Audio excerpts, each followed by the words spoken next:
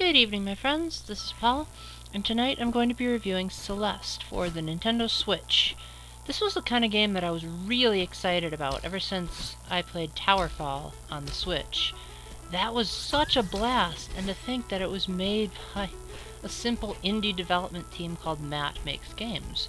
Well, apparently he made this game first, which stars a mountain climber named Madeline, who is trying to climb a mountain to rid herself of her depression, and that's basically all I'm going to say about the story, because the narrative, while it is touching, it's not really the point of the game. The point is that this mountain is known for being very tough, and the game is constantly telling you to give up, and of course, when you're told to give up in a video game, what do? You are filled with determination! Hope you got that Undertale reference. Anyway, the game's controls are extremely simple. You basically jump with the B button, and you dash with the Y button. And that's basically your controls. Learning when would be the best time to dash is probably the game's biggest challenge, because Madeline's hair is red when you're able to dash, but then it turns blue when it's expired, because if you dashed unlimited times, that would kinda break the game. There is an assist mode that you can do if the game proves to be too challenging, although the creator personally recommends against that even in the game itself, saying that it's intended to be challenging. And I can see why he would say that. The way the narrative is set up, the story itself is saying you really should be giving up by now, but yet you're not going to give up. You're going to persevere. Now let me make a quick clarification here. This may seem like one of those old school hard types of games, but I would say more so of old school unfamiliarity, because comparing this to something like Super Mario Bros. The Lost Levels would just be cruel. Celeste prides itself on presenting challenges that seem insurmountable at first, but then you laugh at yourself after you beat them and you say, I actually thought that was hard.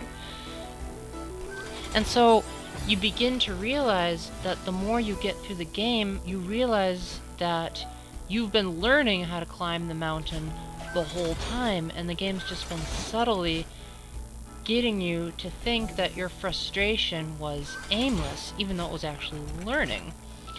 So I'm not going to say that Celeste is the greatest platformer ever made, but it could certainly teach games like Mario and Sonic a thing or two.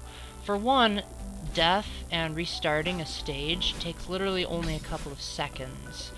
So there's one thing I really hate about the most recent Mario games, and even the newest ones, is that they take forever for you to be, oh no, and then start over again. With Celeste, it's just, you turn into circles, screen turns black, you get back in place. The save systems, for the most part, are pretty generous, with the game being divided into bite-sized pieces, and you can save pretty much whenever you want, which is nice. Also, there's not really too much as far as unique goals. Really, all you have to do is just try to have a lot of vertical progression as you try to get closer and closer to the top of the mountain. The game is divided into chapters, and even though those chapters are technically divided into levels, you're probably not going to notice because it feels like one seamless, flowing environment. However, there is one thing that kind of bothers me about this approach, and that's because the game is trying to trick you into thinking it doesn't have individual levels, sometimes that can sort of work to its detriment. For instance, you might be in this death trap, and you can't really see what's going on ahead because, while the game does an admirable job of zooming out and providing you with a lot of information, sometimes that's just not enough, and you might have to navigate a deadly spike-filled maze, and you can't see what's coming up ahead, so it's sort of an artificial, hey, you got a death counter, remember, you're supposed to be learning. That's more so of like being sacrificed in one timeline only to be resurrected in the next. Thankfully, instances like these are pretty few and far between, although it feels like they shouldn't exist at all, because there are some levels that give you binoculars, that give you a sneak preview of what's to come ahead. You know, the game doesn't use the right stick at all. Why couldn't that have just been mapped to the right stick button so you could perhaps move the camera a little bit to the side so that maybe you could plan ahead. This game also doesn't have a timer, take that, Mario.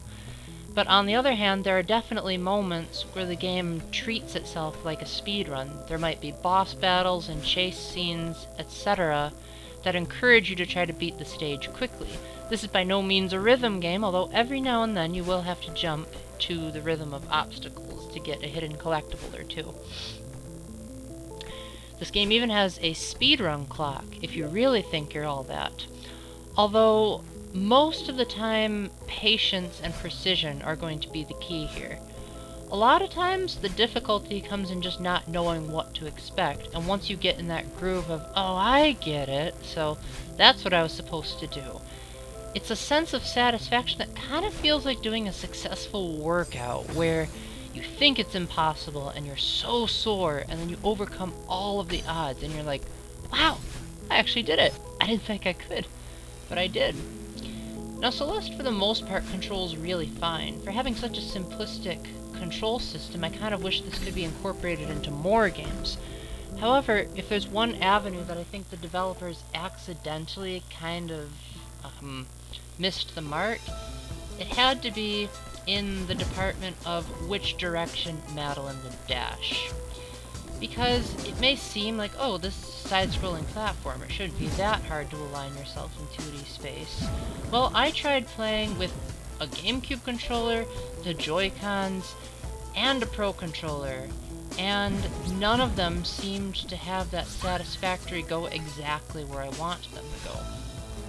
Granted, this problem did seem like it got less the farther I got into the game, but still, I wish, like, there weren't as many sections that required me to press up left instead of left, and that would require me to lose the stage because I had to press up left, not just plain left. And yes,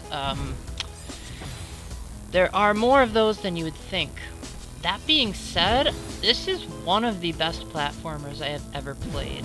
It has a nice, touching message that I actually spoke to my sister today. I told her, like, hey, there's this cool technique I learned in Celeste for anxiety.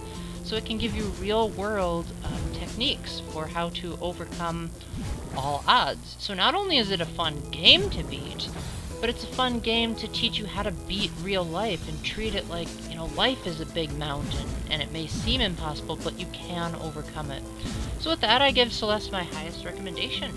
It's got lots of levels, and with the recent update, they recently added a Chapter 8 for those that really want a hardcore challenge.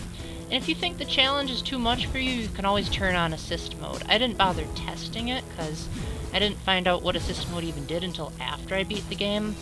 But the game itself tells you that there's a variety of options you can do, such as giving yourself limited invincibility, slowing down time, unlimited boosts, etc. So I think this is the kind of game that anyone who's a fan of 2D platformers would appreciate, especially in the more stale Mario and Sonic cookie-cutter generation. Now, I was able to get this on sale for $7, and honestly, I think that's kind of a rip-off for how great of quality this is. The sound effect, music, and controls are for the most part really well done, and just being made by an indie team, this is nice. It may not have the best graphics, but thankfully that allows you to have super tight and precise platforming without things like slowdown or frame rates getting in the way. With that, thank you very much for watching. Let me know in the comments section if there's anything I missed, and if you like games like these. And until the next time, keep the faith, stay epic, God bless, and never give up.